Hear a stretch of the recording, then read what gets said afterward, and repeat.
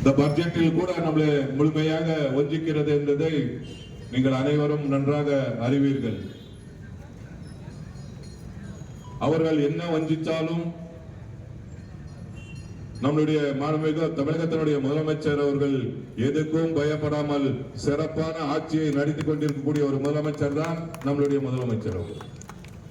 நீங்க கொடுத்தாலும் சரி கொடுக்காவிட்டாலும் சரி தமிழகத்தை வழிநடத்தக்கூடிய திறமை எனக்கு இருக்கிறது என்று சிறப்பான ஆட்சியை இன்னைக்கு திராவிட மாடல் ஆட்சி நடத்தி கொண்டிருக்கக்கூடிய ஒரு முதலமைச்சர் தான் நம்மளுடைய முதலமைச்சர் அவர்கள். மும்மொழி கொள்கை கையெழுத்து போட்டால் நான் 10,000 கல்வி தொகையை விடுவிக்கிறேன் என்று சொன்னாங்க. நம்மளுடைய முதலமைச்சர் சொன்னாரு, நீங்க 2,000 கோடி இல்ல 10,000 கோடி கொடுத்தாலும் மும்மொழி கொள்கையில நான் கையெழுத்து போட மாட்டேன், நான் அதை ஏற்றுக்கொள்ள மாட்டேன், இருமொழி கொள்கை தான் நான் ஏற்றுக்கொள்வேன். அது மட்டும் இல்ல, எங்கெல்லாம் ஒன்றிய பாஜக அரசுக்கு எதிரான அரசுகள் மாநிலத்தில் இருக்கிறதோ அங்கெல்லாம் ஆளுநர்களை வச்சு ஒரு பக்கம் மிரட்டுறாங்க. கடந்த சட்டமன்ற கூட்டத்தில் நீங்க பார்த்திருப்பீங்க ஆளுநர் என்ன செஞ்சாருன்னு. தமிழ்நாட்டில் இருக்கக்கூடிய நடைமுறையை மாற்றி மத்தியிலே இருக்கக்கூடிய நடைமுறைக்கு கொண்டு வர வேண்டும் என்று துடிக்கிறாங்க. அது என்ன ஆனாலும் சரி அதுக்கு நாங்கள் ஒத்துக்கொள்ள மாட்டோம் என்று சொன்ன உடனே சட்டமன்றத்திலிருந்து வெளிநடப்பு செய்கிறார் ஆளுநர். இப்படிதான் தமிழ்நாட்டுக்கு தொடர்ந்து வஞ்சிக்கிறாங்க. நம்ம ஒசூர்ல கூட ஒரு பெரிய விஷயம் ஓடிட்டு இருக்கு. இந்த SDR அதுக்கப்புறம் 844 இந்த அவுட்டர் ரிங் ரோடு எல்லாம் வருது. அது யார் ஆட்சியில கொண்டு வந்தாங்க?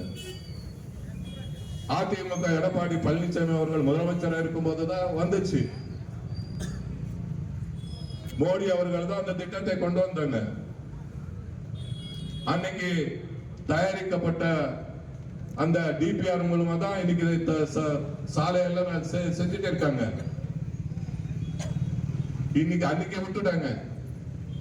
இப்ப நம்ம திராவிட முன்னேற்ற கழக ஆட்சி இருக்கும் போது அந்த சாலை ஓரமா நாலேஜ் காரிடார் கொண்டு வர்றாங்கன்னு சொல்லி மாண்புமிகு முதலமைச்சர் அவர்கள் சட்டமன்றத்தில் அறிவிச்சது என்னன்னு சொன்னால், ஓசூரில் படித்த மாணவர்களுக்கு வேலை வாய்ப்பு கிடைக்க வேண்டும், பொருளாதாரத்தில் முன்னேற வேண்டும் என்ற நோக்கத்தோடு ஓசூரில் 500 ஏக்கர் பரப்பளவில் நாலேஜ் காரிடார் கொண்டு வரப்படும் என்று அறிவிச்சாங்க.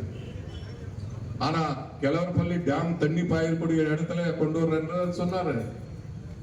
அதே பெரிய ஒரு அரசியலாக எடுத்து இன்னைக்கு ஒருத்தர் பேசுறாரு. நிதின் கட்கரியை போய் பார்த்தாரா?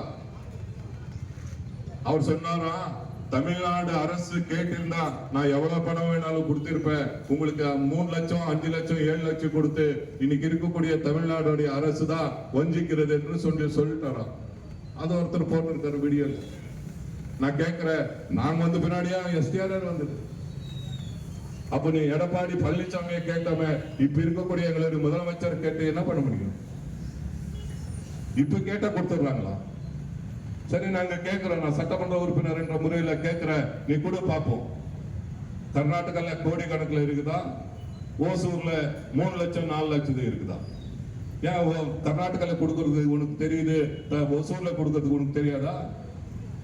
ஏன் அந்த DPR தயாரிக்கும் போது அந்த திட்டத்தை நீ வரவேற்படுத்தும் போது ஏன் உனக்கு தெரியாத? ஓசூர் இவ்வளவு பெரிய வளர்ச்சி அடையக்கூடிய நகரமாக இருக்கிறது. இந்த நகரத்திலையும் கர்நாடகால என்ன பணம் கொடுக்கிறோமோ அதே பணத்தை நான் கொடுக்கணும் அப்படின்னு சொல்லி ஏன் நிதின் கட்கரிக்கு தெரியாதா?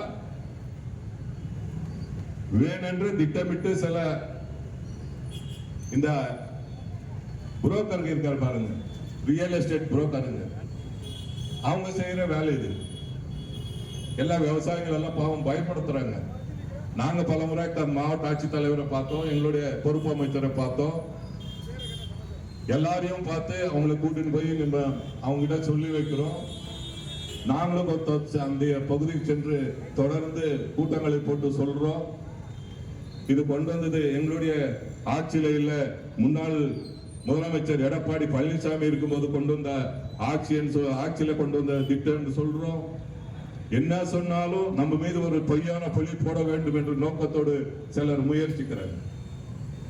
இந்த 4 ஆண்டு காலத்துல ஒன்னே ஒண்ணு சொல்ற, எந்த தமிழ்நாட்டுல எந்த ஒரு விவசாயிக்கும் ஒரு அநீதி நடக்கக்கூடிய வகையில நம்மளுடைய முதலமைச்சர் அண்ணன் தளபதி அவர்கள் எந்த திட்டத்தையும் கையில எடுத்த வரலாறே இல்லை. நாங்க விவசாயிகளுக்கெல்லாம் நன்மை தான் செஞ்சிருக்கிறோம். விவசாயிகளுக்கு இலவச மின்சாரம் கொடுத்தது திராவிட முன்னேற்ற கழக அரசு. விவசாயிகளுக்கு 7,000 கோடி கடன் தள்ளுபடி செய்தது திராவிட முன்னேற்ற கழக அரசு. விவசாயிகளுக்கு 2 லட்சம் இலவச மின் இணைப்பு கொடுத்த அரசு திராவிட முன்னேற்ற கழக அரசு. இப்படி சொல்லிக் கொண்டே போலாம். வேளாண் தனி பட்ஜெட் போட்ட அரசு எதுன்னு சொன்னா அது திராவிட முன்னேற்ற கழக அரசு. இப்படி எல்லா விவசாயிகளுக்கும் நன்மை செய்த ஒரு ஆட்சி எதுன்னு சொன்னா அது திராவிட மாடல் ஆட்சி தான்.